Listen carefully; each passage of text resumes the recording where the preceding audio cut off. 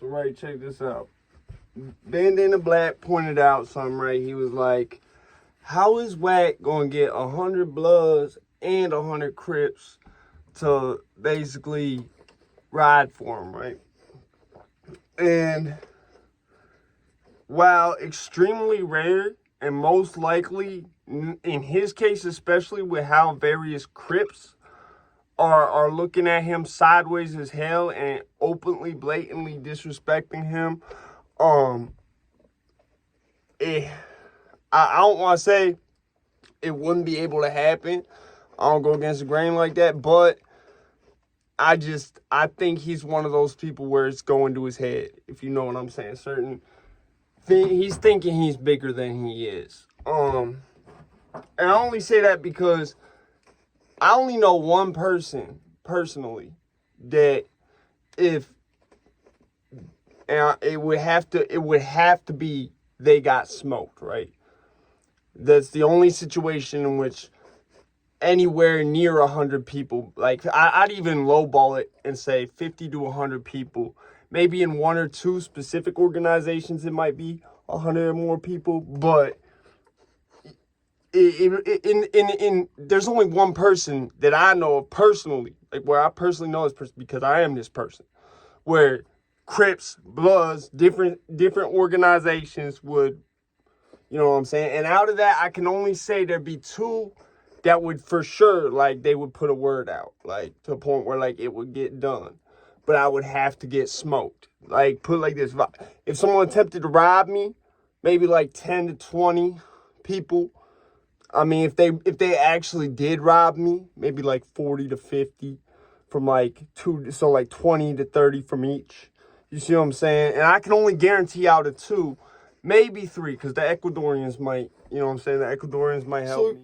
If I got killed, right? If I got smoked, it'd be 2 organizations that I can guarantee might send 50 to 100 or more. One will probably send more than 100, you know what I'm saying? Or could, you know what I'm saying, to, you know, get back. But there's probably, in total, there's like 4, like, put like this. 2 out of those 4 are guaranteed, okay? The other 2 is sort of like, I don't know. Like, I feel like they probably would. Or at least if they were able to and it was to a point like it came to their neck of the woods, they would. But only 2 of those, like I said, is guaranteed like it would be a problem.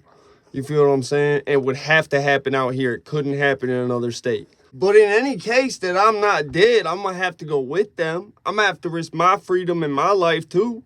I can only guarantee out of 2. Maybe 3, because the Ecuadorians might, you know what I'm saying? The Ecuadorians might help me.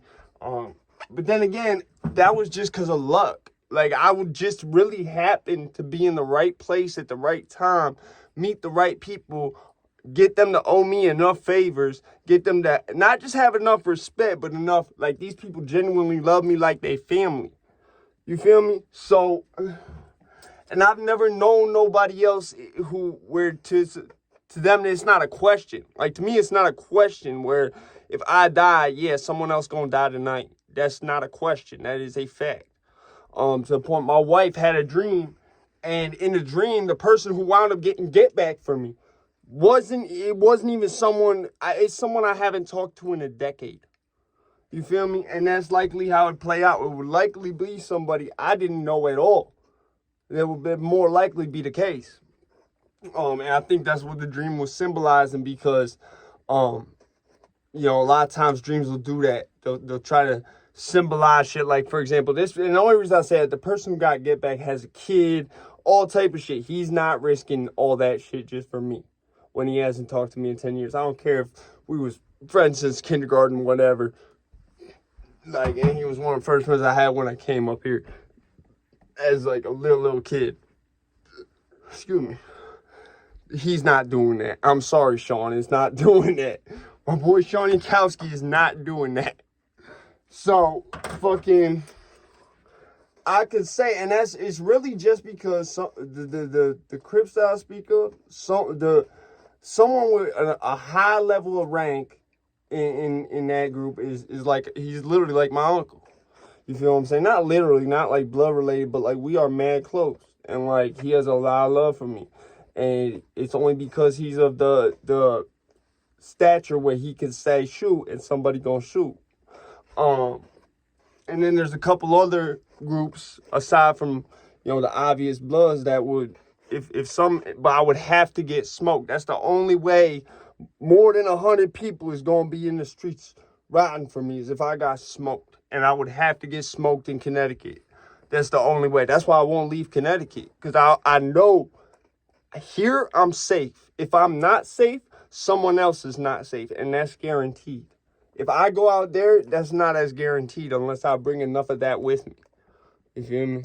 You feel me? So do I believe him on this? Especially in the fact that he don't have, like, every Crip I've seen, whether it's from Cali, I might be wrong. There might be some shit I haven't seen.